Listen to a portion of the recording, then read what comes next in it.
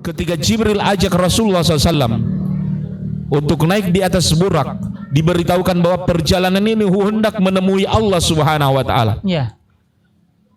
Tidak pernah disebutkan dalam sirah Nabi itu bilang kalau Nabi berada di Hijri Ismail, tunggu mau permisi dulu bilang mai tua, mau persiapan dulu. Fafirru ilallah. Kalau menuju Allah Ta'ala ini langsung lari, temui kepada Allah Subhanahu wa taala, bergegas langsung.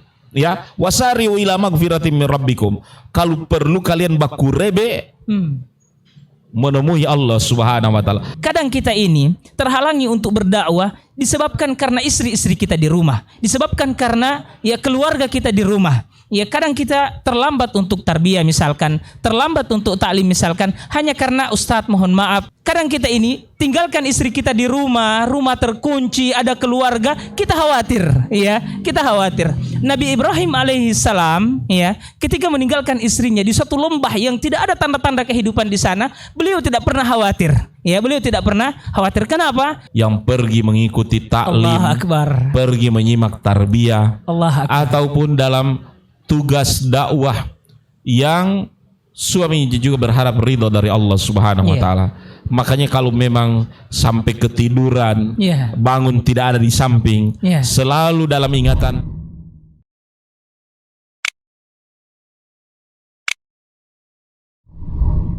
Di kala perjalanan Isra dan Mi'raj, ketika diajak oleh Jibril ini, satu yang kita lihat bahwa ketika Jibril ajak Rasulullah SAW untuk naik di atas burak, diberitahukan bahwa perjalanan ini hendak menemui Allah Subhanahu wa taala. Tidak pernah disebutkan dalam sirah Nabi itu bilang kalau Nabi berada di Hijri Ismail, tunggu mau permisi dulu bilang mai tua, mau persiapan dulu. Ya. Tapi Nabi SAW langsung berangkat. Dan Nabi SAW tidak pernah bertanya ini berapa hari, berapa tahun. Karena Isa bin Maryam saya diangkat ke langit tidak turun-turun sampai sekarang.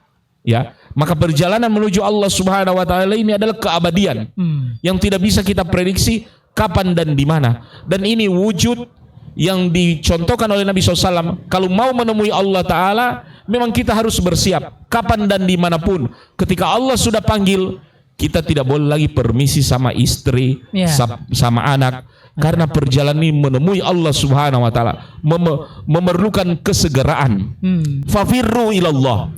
Kalau menuju Allah Ta'ala ini langsung lari, temui kepada Allah Subhanahu wa taala, bergegas langsung. Ya, wasari'u ila magfiratin min rabbikum. Kalau perlu kalian baku rebe menemui Allah Subhanahu wa taala. Dan ini gembiranya Nabi sallallahu alaihi wasallam ketika diberitahukan akan menemui Allah Subhanahu wa taala. Dan dalam hidup ini kita pasti jamaah sekalian akan menemui Allah taala. Ya, dan kita dengan Allah Subhanahu wa taala akan berhadapan, laisa bainallahi wa bainahu turjuman. Antara dia dengan Allah taala tidak ada penerjemah sekalipun. Maka dari sekarang kita harus siapkan pertemuan dengan Allah Subhanahu wa taala itu. Tentu dengan amal soleh yang mau kita hadapkan di hadapan Allah. Karena berhadapan dengan Allah Subhanahu wa taala, mulut kita ini terkatup. Ya, di dalam surat Yasin disebutkan bahwa tukallimu aidihim. Bagaimana itu dalam ayat? Bahwa yang berbicara itu tangan mereka. Ya, tangan mereka, kaki mereka. Wa tashhadu arjuluhum. Ya, berbicara tangan mereka, berbicara kaki mereka. Ini di hadapan Allah Subhanahu wa taala. Maka supaya anggota tubuh ini berkata jujur di hadapan Allah dan semuanya adalah kebaikan, dari sekarang torang usahakan baik-baik di dalam hidup. Dan lihatlah Rasulullah, begitu Jibril bilang ayo menghadap Allah, langsung torang menghadap Allah Subhanahu wa taala. Ya, pergi Nabi sallallahu alaihi wasallam.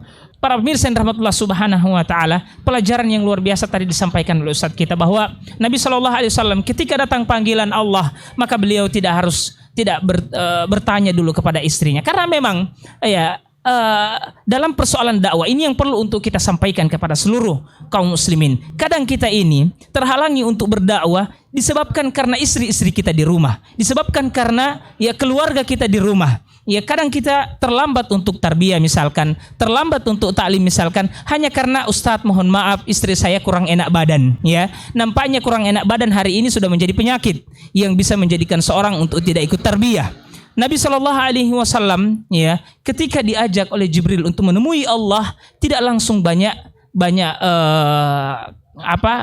perkataan atau banyak alasan untuk izin dulu kepada istri, karena memang tidak ada kewajiban seorang laki-laki untuk melaksanakan ketaatan harus izin dulu kepada istrinya. Coba lihat, bayangkan kalau sekiranya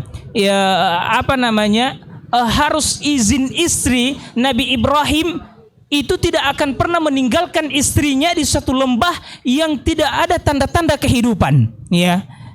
Kadang kita ini tinggalkan istri kita di rumah terkunci, ada keluarga, kita khawatir, ya, kita khawatir. Nabi Ibrahim alaihissalam, ya, ketika meninggalkan istrinya di suatu lembah yang tidak ada tanda-tanda kehidupan di sana, beliau tidak pernah khawatir, ya, beliau tidak pernah khawatir. Kenapa? Karena beliau tahu apa yang beliau lakukan itu atas izin Allah Subhanahu wa taala. Beliau akan berdakwah, beliau akan melaksanakan perintah Allah, dan beliau meninggalkan istrinya. Beliau tahu bahwasanya ketika meninggalkan istrinya ada Allah Subhanahu wa taala yang menjaga. Kadang kita ini terhalangi untuk ikut taklim, ikut tarbiyah hanya karena istri kurang sehat. Dan akhirnya kita tidak ikut, mohon maaf Ustadz, saya tidak ikut tarbiyah karena istri kurang sehat. Andaikan kalau kita ikut tarbiyah, kita berharap Allah akan sembuhkan istri kita, insya Allah, ya, Allah akan sembuhkan. Cuma kan kita banyak baperan, ya, banyak cengengnya daripada kita lebih mujahadah lagi dalam menemui Allah Subhanahu wa taala. Ayat yang tadi dibawakan Ustaz, fafirru, ya. Fafirru ini larilah, ya. Lari bersegera. Tidak ada kata tunggu sebentar. Ibarat seorang ketika berhadapan dengan musuh, dia mau menyelamatkan dirinya, langsung berlari. Ya, langsung berlari dan tidak tunggu dulu saya mau tanya istri saya dulu kalau boleh saya lari atau tidak. Ya, ini pelajaran yang luar biasa yang disampaikan oleh Ustadz kita dari Isra dan Mi'raj ini. Fadhal Ustadz. Masya Allah, barakallahu fiik. Dan saya mau tambah keterangan dari sampaikan oleh Ustadz Abdullah tadi. Para istri pun harus percaya dengan suami yang pergi mengikuti taklim, pergi menyimak tarbiyah, ataupun dalam tugas dakwah yang suami juga berharap ridho dari Allah Subhanahu wa taala.